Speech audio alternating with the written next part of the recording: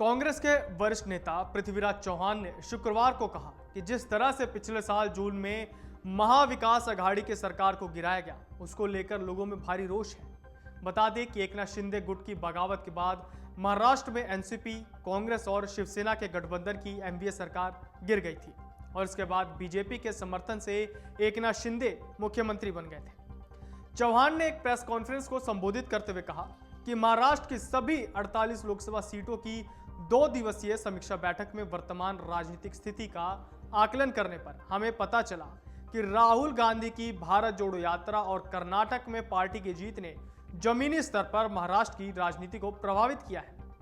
उन्होंने कहा कि हम चर्चा करेंगे कि कांग्रेस कहां खड़ी है और एमवीए अधिकतम सीटों पे कैसे जीत सकती है। उन्होंने कहा कि महाराष्ट्र में लड़ाई एमवीए और बीजेपी शिंदे गठबंधन के बीच होगी। पूर्व मुख्यमंत्री ने कहा कि एमवीए में सीटों का बंटवारा कठिन है, लेकिन यह हो जाएगा। उन्होंने कहा कि एमवीए में सीटों का बंटवारा कठिन है, लेकिन सभी घटक चाहते हैं कि एमवीए जारी रहे। उन्होंने कहा कि पार्टी का राज्य संसदीय बोर्ड इस 2 दिवसीय बैठक की रिपोर्ट का विश्लेषण करेगा और इसके बाद एक राज्यव्यापी दौरे की योजना बनाई जाएगी। उन्होंने कहा कि एमवीए की बैठकें इस कवायद के पूरा होने के बाद शुरू होंगी।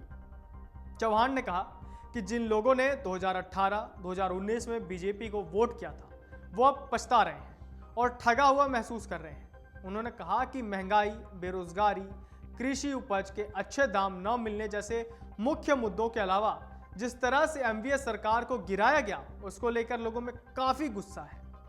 इसके अलावा पृथ्वीराज चौहान ने प्रदर्शनकारी पहलवानों के मुद्दे पर भी बोलते हुए खिलाड़ियों और फिल्मी हस्तियों से उनका समर्थन करने का आग्रह किया। उन्होंने कहा कि हम चाहते हैं कि पीएम मोदी इस मामले में हस्तक्षेप करें। उन्होंने कहा कि यदि मोदी जी चुप रहते हैं तो इसका मतलब होगा कि वो पॉक्सो कानून का उल्लंघन करने वाले लोगों के समर्थन में है। वहीं कांग्रेस की महाराष्ट्र इकाई के अध्यक्ष नाना पटोले ने 2 दिवसीय समीक्षा बैठक से पहले शुक्रवार को कहा कि बैठक के बाद महाविकास अघाड़ी में सीटों के बंटवारे पर बातचीत होगी, क्योंकि पार्टी का प्रमुख उद्देश्य बीजेपी को हराना है। बता दें कि महाविकास अघाड़ी में उद्धव ठाकरे की शिवसेना, शरद पवार की राष्ट्रवादी कांग्रेस पार्टी और कांग्रेस शामिल है। नाना पटोले ने आगे कहा कि कांग्रेस सभी 48 लोकसभा सीटों पर संगठनात्मक रूप से मजबूत है। हम बैठक में ज्यादा से ज्यादा सीट जीतने की रणनीति पर चर्चा करेंगे। नाना पटोले ने कहा कि कांग्रेस सभी 48 सीटों की समीक्षा कर रही है और सीट बंटवारे की बातचीत में कोई समस्या नहीं होगी। बीजेपी को हराना हमारा प्रमुख उद्देश्य है। कांग्रेस की इस 2 दिवसीय समीक्षा बैठक के बाद एमवीए की बैठक में आगे की रणनीति पर चर्चा की जाएगी। पटोले का कहना है कि कांग्रेस राष्ट्रीय स्तर पर बीजेपी का एकमात्र विकल्प है। कांग्रेस प्रदेशाध्यक्ष ने कहा कि सीट बंटवारे की बातचीत के दौरान कम्युनिस्ट समाज पार्टी, किसानों और वर्कर्स पार्टी जैसे एमवीए सहयोगियों के विचारों पर गौर किया जाएगा। वहीं उनके सहयोगी एनसीपी के शरद पवार और गौतम अडानी के बीच हुई बैठक के बारे में पूछे जाने पर पटोले ने कहा कि उनकी पार्टी की उद्योगपतियों के साथ कोई व्यक्तिगत दुश्मनी नहीं है, लेकिन प्रधानमंत्री नरेंद्र मोदी और अडानी के रिश्तों को लेकर राहुल गांधी द्वारा उठाए गए सवालों का जवाब दिया जाना चाहिए।